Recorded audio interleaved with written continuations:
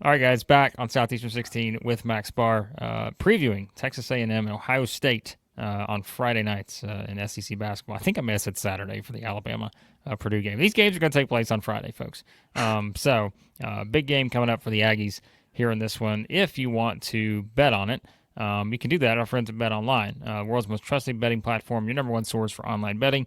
Earliest odds to in-game live betting. Bet Online provides you with all the action and the ability to watch the games as they happen. Largest selection of odds on everything from football, NBA, college basketball, NHL, UFC, MMA. It's all there. Head to Bet Online today to get on the action. America's most trusted site for online wagering. Bet Online. The game starts here. All right, Max, as usual, opening thoughts on your Texas A&M Aggies hosting the Ohio State Buckeyes here. Big game here on a Friday night. We do not have an opening line yet, but we can deduce that this will probably be a one-possession favorite for the Aggies. I believe on a neutral floor, this thing would be pretty much close to a pick'em, but you give the home court advantage a bucket. I'm pretty sure that's what we'll see here from the line, give or take a point. You have Ohio State with Diebler having a chance to be the SEC killer here in the offseason with already taken down Texas. You got A&M on Friday, and then they'll play Auburn and Kentucky before starting Big Ten Conference. So Ohio State getting their healthy dose of the SEC here in the non-conference. You like to see that. When you look at the matchup, this is a tough one to break down because they do not have the same team builds. When we broke down Texas, Ohio State, it was a matchup of the backcourts, and not quite how Texas A&M is built. I think the X factor for this game, and we'll talk about, Meechie. We saw plenty of him last year. I think the X factor for this game is Ohio State's Micah Parrish. Just right away, it's screaming at me. He's a 6'6" guy who can rebound, but he can also stretch the floor. That's the big thing here. Ohio State is shooting the lights out from three right now. They're shooting 48% as a team. Texas A&M is not the best three-point defensive team.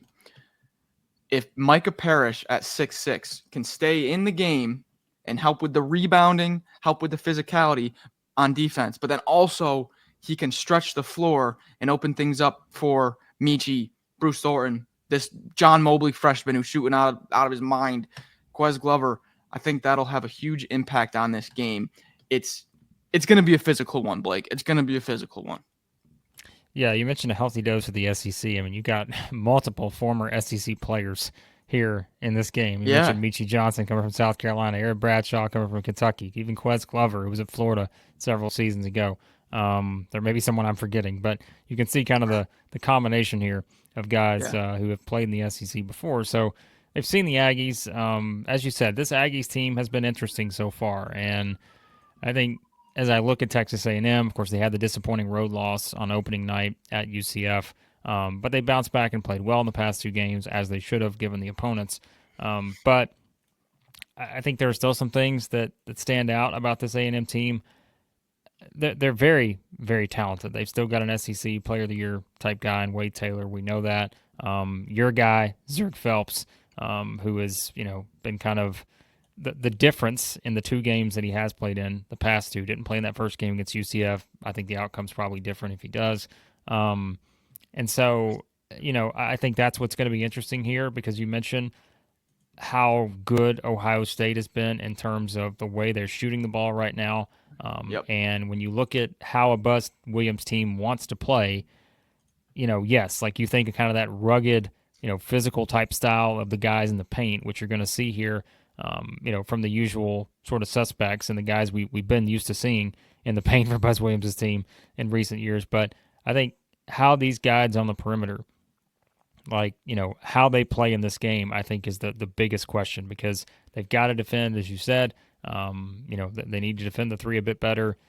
Not even to say they need to shoot it better, because I just don't expect Texas A&M to shoot a lot of threes. I think they're in trouble if they are doing that. Even though they've not shot it at a bad percentage so far, that's not their strength. So to me, Max, that's what I'm fascinated by, to see how this guard matchup looks for these two teams, just given what we've seen of Wade Taylor, And, again, Zhuric Phelps and what he brings to the table. And then you look on the other side, at Ohio State and, Meechie Johnson, Thornton, and you kind of have an interesting group of guys there.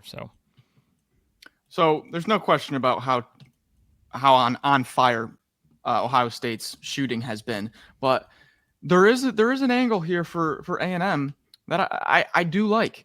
Ohio State starts 6'9" Sean Stewart and 7'1" Aaron Bradshaw. Nice size there. Rim protection with Bradshaw.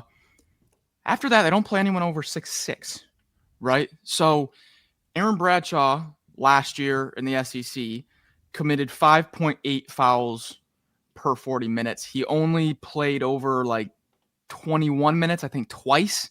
And this is an A&M front court that can rack up opposing fouls. So I think there is a situation where Aaron Bradshaw and or Sean Stewart are in foul trouble. And now Ohio State's playing small ball with 4 guys 6'6" or shorter. And that is not a recipe for success against Texas A&M. Blake, I really think a lot of it comes down to the Ohio State three-point shooting. I know we already touched on it, but if they come on the road and they're not hitting their shots, they're not shooting, 14 of 28 like they did against Texas, and they got a guy in foul trouble, man, this could be a tough-looking game. But if Micah Parrish comes out and knocks down 2 threes, and now Meechie and Bruce Thornton have all this space to work, and A&M's forcing up shots, they're not attacking, they're not getting these bigs in foul trouble, I could see Ohio State kind of having their way offensively. This is a tricky one.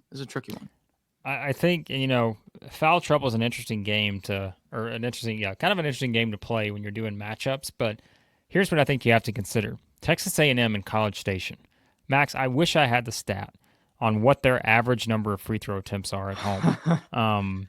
Because, SEC opponents, they like to pick on that. Like when we preview games in SEC play, like they're like, we just know Texas A&M is going to shoot a lot of free throws. Now, it's not just necessarily contained to games played at home. Like they do that period just because of the style they play. But I think that's interesting here because I fully expect Texas A&M to shoot 25 plus free throws in this game. And so those fouls are going to come from somewhere, right? And so, like you said, if you're getting a team maybe like Ohio State in foul trouble or something, that could play a huge role in terms of how this game plays out. So that's what I'd like to see from the Aggies here, just full-on sort of attack mode, not settling for a lot of jump shots necessarily, like just kind of being a team that, again, sometimes we're used to seeing from Buzz Williams' teams. We kind of talked the past couple years about their shooting. Last year they were terrible at that in pretty much every area in terms of percentages, but they have shot it well so far. I think, again, opponent kind of plays into some of those numbers. I don't think you can read too much into it just yet, but I still think their path to victory is going to be getting to the free throw line, and I think they have a great chance to do that in this game, even if, again, you look at sort of the free throw numbers and those kind of things, but I think they can do that. And so this is kind of an interesting, Max, as we start to make our picks on this game because, look, this is a really good Ohio State team. If they shoot it well and Texas A&M's trying to play catch up by trying to shoot it well too, I don't like that. If you're catching up with ones instead of threes, because, again, that's kind of Ohio State's thing here. We've talked about that in the past too with Texas A&M games. That could be a problem. But, yeah, this should be a close game, and I'm curious to see which direction you're headed here for picks.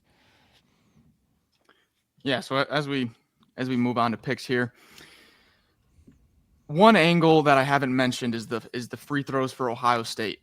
I'm not putting too much into any like national ranking of analytics, but they shot 13 free throws against Youngstown State last game, and then against Texas they shot 14. It's not a lot. Shot 28 so the threes threes. Have to fall. Yeah. There we go. Shot 28 threes against Texas, shot 22 threes against Youngstown State. So far through 2 games, Ohio State has shown that their offensive strong suit is not being ultra aggressive and getting to the free throw line. So on the road, you need those shots to fall, and you need your bigs to stay out of foul trouble. I don't think both of those two things happen, so I'll be taking Texas A&M here at home. But Waiver. I have Texas A&M as my team. I've adopted them, so I'm a little bit biased.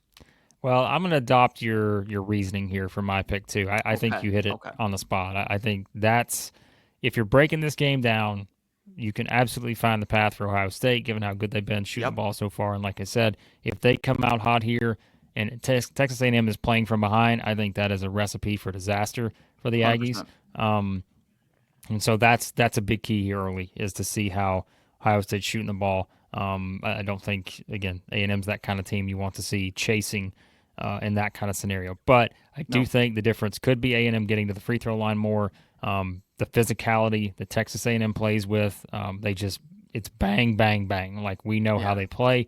And I think at home, I'll also pick the Aggies in this one for again, a lot of the reasons that you mentioned. And I think Ohio State's been pretty good to this point, and I don't think anyone should, kind of overlook them or what Jake Diebler's done with his team. Not at all. But I think this is kind of a prove-it spot for Texas A&M after losing that game 1 against UCF. I think they need a big home win here, and so I'll also pick the Aggies in this one, Max. So there you go. There are thoughts on Texas A&M, Ohio State. We will be doing a live reaction show probably towards the end of this game on Friday night. So if you want to hop back in, Texas A&M fans, Ohio State fans, jump on in, and we'll talk about this game afterwards on Friday night. So be sure to hit the subscribe button, hit the like button as well. Follow everything we do here at Southeastern 16, covering all the SEC sports. So, again, we appreciate you watching as always. We'll talk to you again here soon at Southeastern 16.